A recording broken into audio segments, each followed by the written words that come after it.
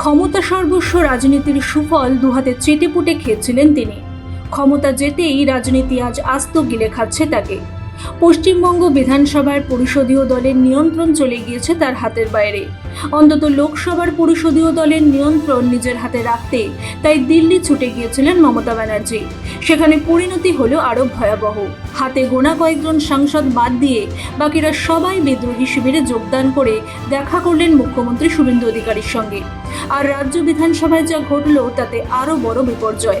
মমতার হাত ছেড়ে ঋতব্রত বন্দ্যোপাধ্যায়ের সঙ্গে দেখা করে তৃণমূলের মূল পরিষদীয় দলে যোগদান করলেন প্রাক্তন মুখ্যমন্ত্রী স্নেহের ববি ওরফে ফিরহাদ হাকিম। সোমবার যে দিল্লিতে রাজনৈতিক পালাবদলের ঝড় উঠবে তা টের পাওয়া গিয়েছিল আগে।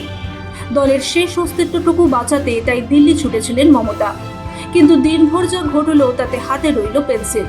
সকালেই রাজ্যসভার সাংসদ পদ থেকে ইস্তফা দিয়ে তৃণমূলের প্রাথমিক সদস্য পদ ত্যাগ করলেন সুখেন্দু শেখর রায়। এরপর তৃণমূলের বিরুদ্ধে বিস্ফোরক সব মন্তব্য করলেন তিনি। तो 9 सीट से अभी 208 और कुछ दिन बाद 210 भी हो सकता है। तो इसका मतलब इसके पीछे क्या है? आम आदमी का पूरा समर्थन 97%, 98% ऑल टाइम रिकॉर्ड हुआ पोलिंग में। ऐसा हिंदुस्तान में और कहीं हुआ कि नहीं हुआ मुझे मालूम नहीं। इसका क्या कारण थी?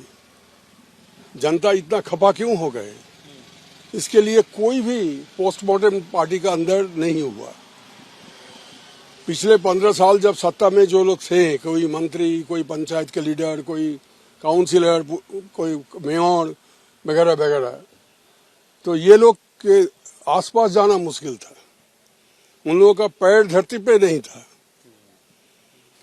तो आम जो हमारे ये वर्कर्स है उनका बात सोचिए, जिन्होंने अपना खून और पसीना दे के पार्टी को मजबूत किया। बरसों से उन्होंने लड़ाई किया वाम मोर्चा के खिलाफ। वो लोग पीछे चले गए।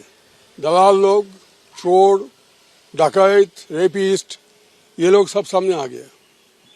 पिछले 5 साल में बंगाल के हर एक अस्पताल में जो सामान खरीदा गया, जैसे कि इंजेक्शन, सलाइन, दवाइयाँ, किससे खरीदा गया, कौन कंपनी से खरीदा गया, इसका टेंडर हुआ था कि नहीं हुआ था, कितने पैसे में खरीदा गया, और इसका क्वालिटी जांच हुआ था कि नहीं हुआ था, इस बारे में फोरेंसिक ऑडिट होना चाहिए।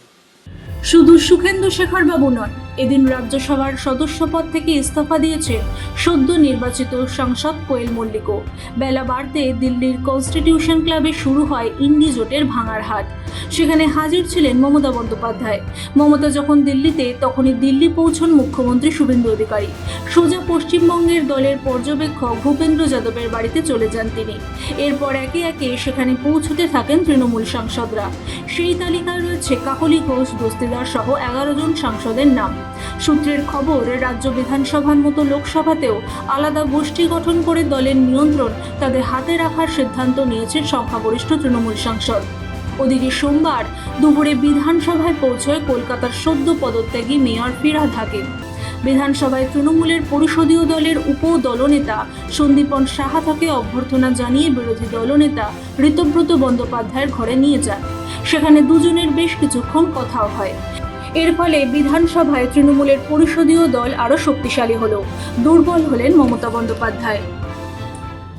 20 means that above 2/3 of the MPs, because presently 28 MPs are there. I have also heard from the media. I was busy in doing some work because former mayor of Calcutta and very important leader,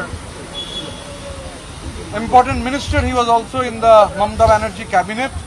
Shri Firhad Hakim was there in the assembly. I was talking with him, so I was talking with others also. Some MLAs were there also. So I did not have a chance actually to see what has happened. But from the media I have also heard that 20 MPs, they have sat together. It's good because the sitting is good, because earlier there was no chance of sitting. There were 5-10 minutes meetings, only things were communicated. So when MPs sit and when MPs speak their mind out, it's healthy for democracy. It's a good for democratic process. But I am not aware of what has happened because I have not talked with any MP. But definitely, some pictures I have seen. ক্ষমতায় মোক্ষ, ক্ষমতায় টিকে থাকতে যা খুশি করা যেতে পারে। নীতি নৈতিকতার পরোয়া না করে ক্ষমতার গাজর ঝুলিয়ে দিনের পর দিন মমতা বন্দ্যোপাধ্যায় শুধু সাধারণ মানুষের ওপরই অত্যাচার করেননি, পিষে মেরেছেন তার দলের নেতাদেরও।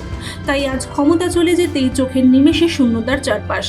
প্রশাসনের নিয়ন্ত্রণ তার হাতের বাইরে চলে যেতেই ভয়ে পালাচ্ছেন তার নিজে হাতে নেতা সাজিয়ে রাখা দুষ্কৃতীরা। তাই হিল্লি দিল্লি করে রক্ষা করতে পারছেন না মমতা। রাজনৈতিক জীবনের শুরু থেকে দায় ঝাড়ার রাজনীতি করে এসেছেন তিনি। এমনকি যে ঘটনায় তাকে দায়ী করাই হয়নি সেই ঘটনার দায় ঝাড়তেও বারবার মরিয়া হয়ে উঠেছেন তিনি। আজ তাই তার দায় ঝাড়তে দুবার ভাবছে না কেউ।